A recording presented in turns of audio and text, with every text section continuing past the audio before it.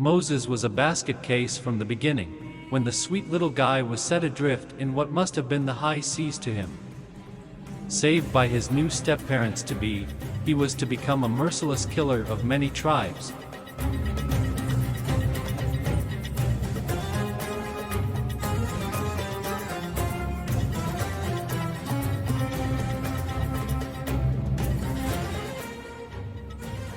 But his main claim to fame, as it turns out, was getting lost in the desert for 40 years with 650,000 people. Being a man, he couldn't and didn't ask for directions, and God certainly wouldn't give him any. At times, some manna from heaven fell and bonked everyone on their heads, but these were still very tough times. I've walked on sand, and it is really tiring and wearing. Moses, giving rise to the term moseying, led the parade around in circles, often arriving at the rear of the long train, then lapping the whole thing, getting nowhere very fast. The manna ran out, but they ate the sandwich was there. However, they still had to go 40 years without water that is not there in a desert. They were so thirsty they became somewhat refreshed by drinking mirages.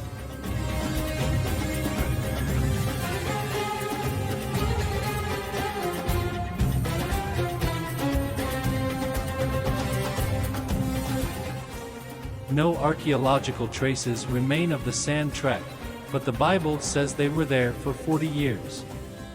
They were also immutable on a fixed and flat earth.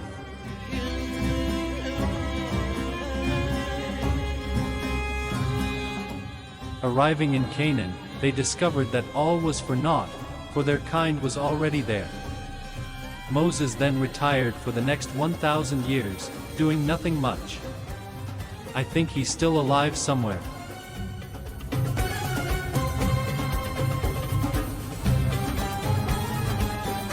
Eden's line and longevity was very strong, and such as even Methuselah, who lived for but a mere 969 years.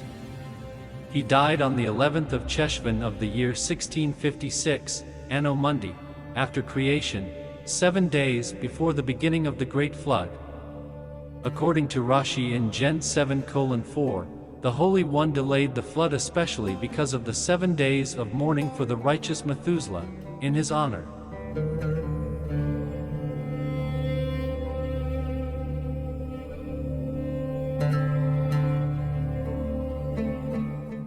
Methuselah was son of Enoch, and the grandfather of Noah.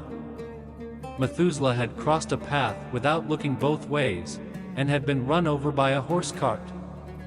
The recent find of Osti 2:5 scroll tells us that Adam was yet alive on that day, he, too, boarding the Ark of Noah, being 1,655 years old at that time. In fact, I ran into Adam just the other day, looking innumerable years old, at age 4,095, but aging quite gracefully. Eve was at his side, yet gleaming with the ripeness obtained from Eden's apple. They revealed to me the formula for true apple cider, which would result in an elixir, not a vinegar. Eden's sinful apple, the cause of it, made for harsh apple cider, but, when it was heated with sulfurous brimstone it soon turned smooth, the hell boiled out of it. Adam was still going strong, but one day he didn't look both ways when crossing the street and was run over by a truck. Eve found a new guy the very next day, a senior citizen. Day, Bible study class. We've located the Garden of Eden.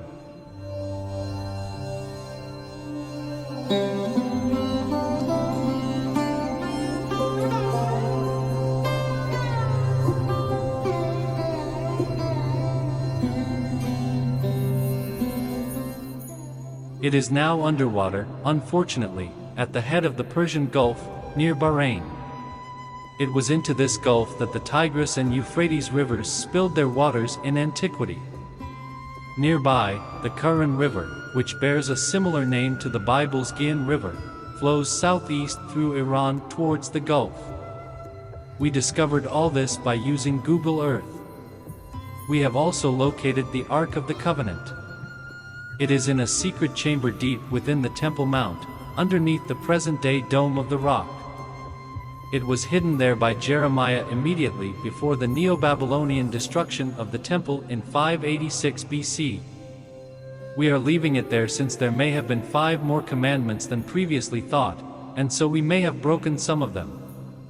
Tonight's homework is to have a wild evening sitting around reading the Dead Sea Scrolls while drinking wine. Be prepared to act them out.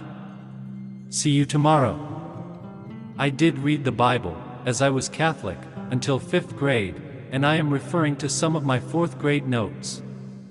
God, not really being everywhere, moves about from place to place, walks around in the Garden of Eden, comes down from heaven to see the Tower of Babel, the city of Sodom, and so on. So, God is neither everywhere nor knows everything, since he must come over to investigate things. As in, God asks Adam where he had hidden himself and asks Cain where his brother is. Nor is God invisible, as he can be seen above, and has eyes, ears, hand, arm, fingers, and such. However, some who see him are ended by, "No one can see me and live." Moses was okay since he only saw the back of God. Abraham, Jacob, Isaiah, Jeremiah, and others also saw God. And, actually, nowhere in the Bible does it say that God knows everything. I learned these facts at St. Bernardine Catholic Grammar School, Forest Park, Illinois, which is next to the atomic fireball factory that burned down once, but that's another story. After my conversion to normalcy in 5th grade, but before falling in love with my nun in 6th grade, another story, I looked even deeper into the beauty and the strangeness of the Bible, since I was bored in school, and noted that many Bible stories were recorded in writing for the first time. They were oral before, long after the historical events described, thus creating a further history altered by hindsight, shaped by the intervening events. For example, the destruction of Solomon's temple is foretold in the books of prophecy written long after the event, foretelling what had already happened. Same for the New Testament, but only a generation or so afterward. I also found some notes from Molly Maguire, but that is another story. By the way, we raided the dumpsters of the fireball factory and filled empty desks with fireballs. Unfortunately, my 6th grade nun ran off with our priest. I didn't even know that little old me might have had a chance with her. I was afraid to ask to walk her home and all that.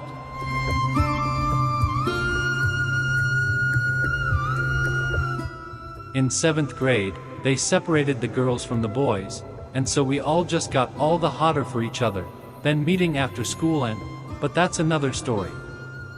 The original text of what was to become one of the Bibles that we might own today was actually translated numerous times, with each new generation imposing its own political and religious agenda on it. 8th grade notes. So, my notes say that Exodus looked somewhat suspicious. 600,000 men, along with women, livestock, and children, wandering around for 40 years in an arid wasteland, just because Moses, being a man, wouldn't ask for directions.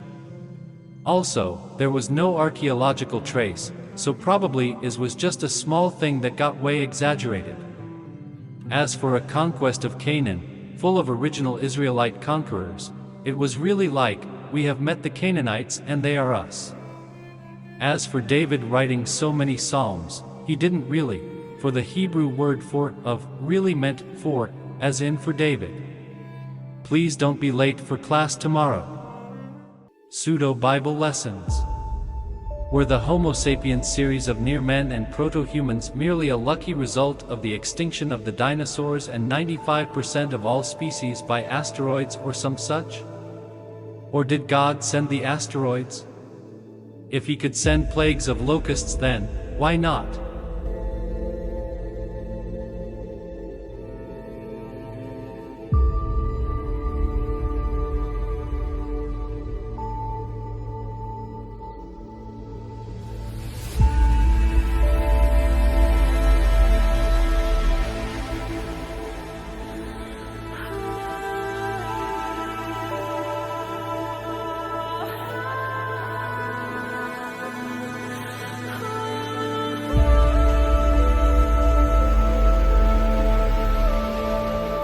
For those who feel that evil spirits still tempt us into sin, we could say that the devil's method is to unbalance one's brain chemicals.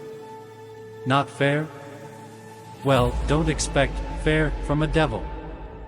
Religion can always adapt to new information, as it did with evolution and the asteroids above.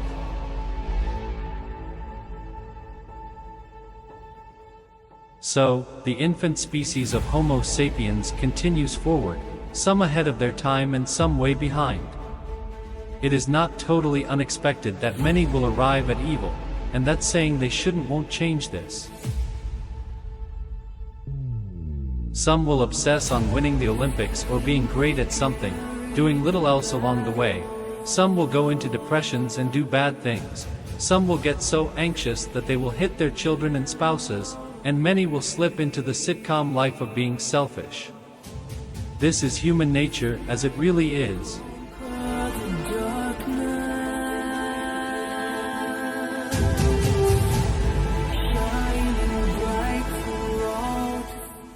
Making Adam, sending Moses, restarting with Noah, and sending Jesus all did nothing to cure humanity because all was a myth. Science, of course, continues inventing helpful things. Schools continue new programs like Good for the Sake of Good, GSG, by say, putting drunk drivers wrecked cars on the school lawn by the entrance, asking for compassion, and so forth, as in Rachel's Challenge. I suggest even more focus for the young and impressionable. There could be a class in which students daily log how their thinking out of consequences helped lessen their problems, or, when they merely reacted without thinking, how problems arose and bloomed out of control. Such thinking ahead might then become as routine as doing math calculations. Why not focus a lot on the actual living of life? We have, perhaps, zillions of years to improve, which, at the current rate, may be necessary, for human nature is what it has become. All could very well go the other direction as well. Overall to date, is the human race progressing? If not, why does the same evil stuff keep befalling it? Is the gene pool degrading? Why are the prisons full?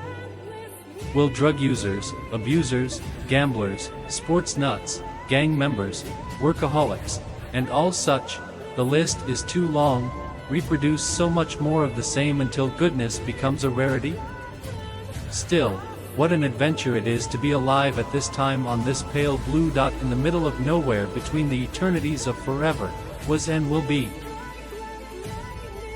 Evolution via natural selection endowed human mammals with the notion of looking for intent in nature, and that helped us out a lot with our real environment. That it became somewhat innate is the problem, as in what people still make up about the intent. It's still that once one uses a specific word, one has to declare the word in all its specifics. I know we all have a vague idea of what God means, but ask 10 people 10 questions about God, and one will find that there are 10 ideas about God out there, not one. If one uses a word, one must fully explain that word, and in light of the theory of everything, one must also do that on scientifically satisfying grounds. Many have said semantically impossible things in which the words sound good, but make no sense, like, say, God is the universe, but, like a rose, it's still the universe by any other name. Many even said what God is not, such as being undefinable, but that only supported the claim that to say that this notion of God says nothing, for it indeed defines nothing. In retrospect, we can see that any higher composite mind had to have been upwards of our evolution, comparatively speaking, not something tiny, simple, and non-compositely fundamental way back when. Everyone thinks that God knows everything, can do anything, and is everywhere, but really, actually, for sure and with no doubt, poor old God was just an advanced alien bumbling along through some carbon-based experiments as a student of biology. He's not really God, but we'll still call him that since he created us in a lab experiment. First, he threw out some debris that became our universe, since he really couldn't make any original stuff, and being limited to that, had to wait for 13.75 billion years for Homo sapiens to appear, then tampered with our DNA to put the final perfect touches upon our human nature, making Adam and Eve in a garden.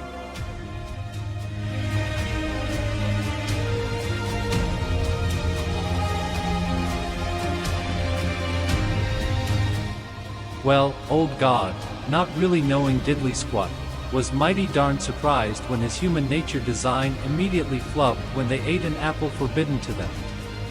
Geez, thought God, you tell them not to touch something and that's the first thing they do. So he threw them out of the garden to see if that would help. It didn't, and God was surprised, but we all were mostly fruitful and so multiplied into the millions. God waited around, thinking that surely some more evolution of his new DNA masterpiece would do the trick. It didn't, surprise, surprise, so God found the best man on earth, Noah, and his family, saved him and killed all the rest of humankind. Things would surely improve now, for this was like breeding. Nothing improved whatsoever, even more folly and wars going on. So much more surprised, God sent Moses down with the 10 Commandments. This would help change the masses. Well, things did change. They got worse, and so God, shocked at this turn of events, sent many plagues of locusts to scare them into shaping up. This did not work and God was utterly astounded, so God sent some prophets, but nothing much changed. Darn, said God. God then sent Jesus to preach goodness, but they crucified him. Wars, stealing, murdering, plundering, and name-calling continued unabated, different religions even warring against each other. This was all really getting out of hand. God sent even more prophets, such as Bab. No effect. Shock and surprise. Earth's problems got worse. The Nazis almost conquered the world. 11 million died in camps. God, of course, was limited, apparently, and could do nothing to help. Finally, God, realizing that his experiment was hopeless, turned in his lab report and soon flunked the course. This is a true story handed down from some ancient historians who knew everything.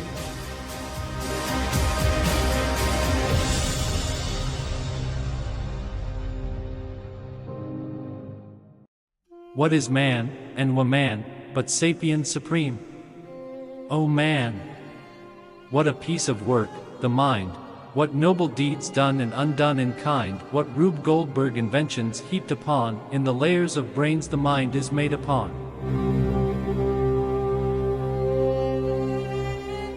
What is this sapiens mammal animal, but of some slime and of brutish law?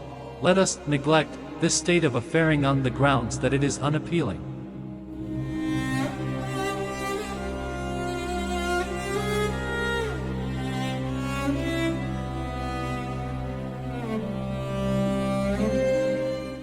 So, then, we are spun of the eternal golden braid, those windings of truth, love, and beauty made from the goodness of purity immortal, the theory of everything singular portal.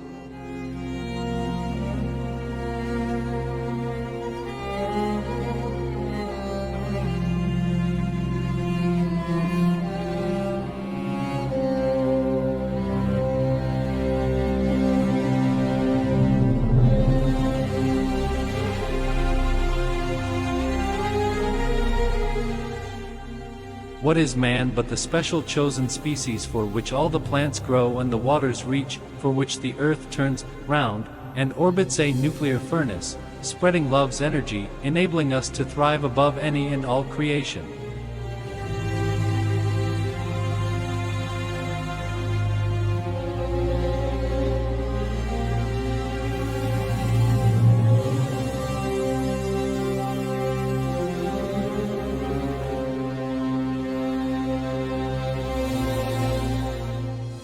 What is man but the only bloom for which all the 13.7 billion years of evolution and love have occurred, in a predetermined random yeast to form and flower such a vainglorious beast?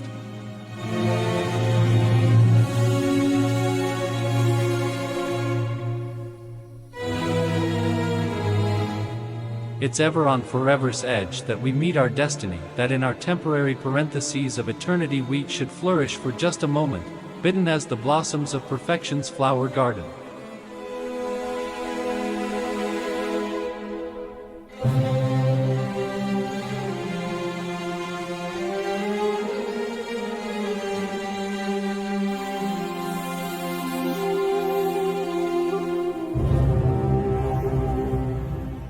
A 100 trillion stars and countless shores were built to light our universal nights explored.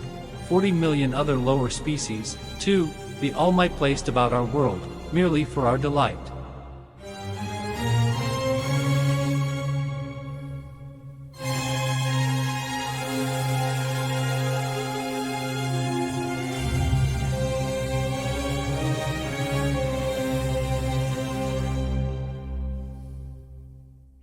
Our name is writ large on the heavens marquee, in the supernovae stardust showered from nothing not you came, but of a not our own universe was planned and finally wrought.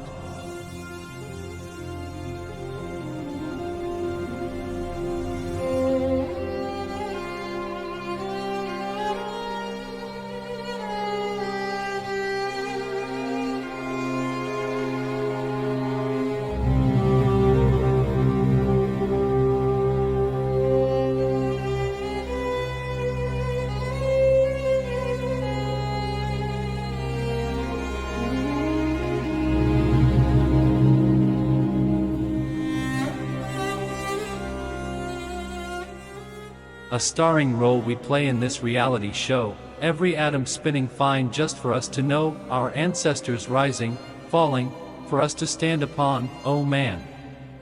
They lived and died for our lone promise.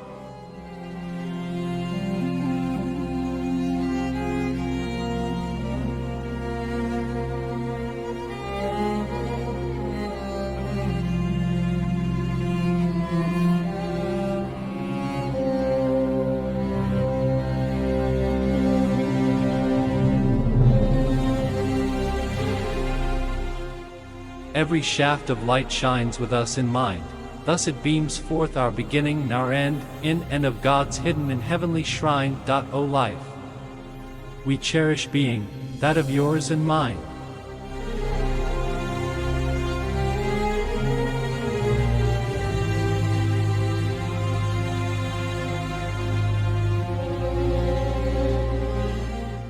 We do so much deserve reward beyond this role, and so it is that one's immortal spirit soul, that angelic vapor that drives a living being, shall go forth to glory on, behind the scene.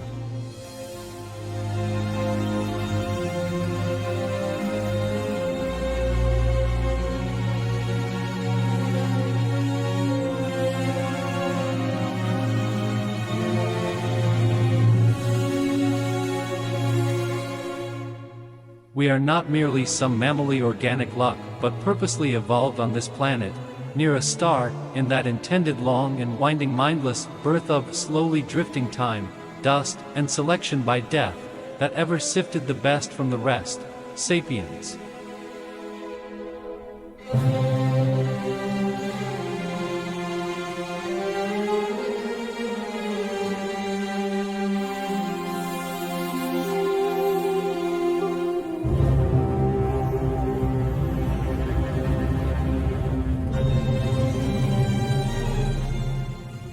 Now why is the soul so true, and so far with it faith goes?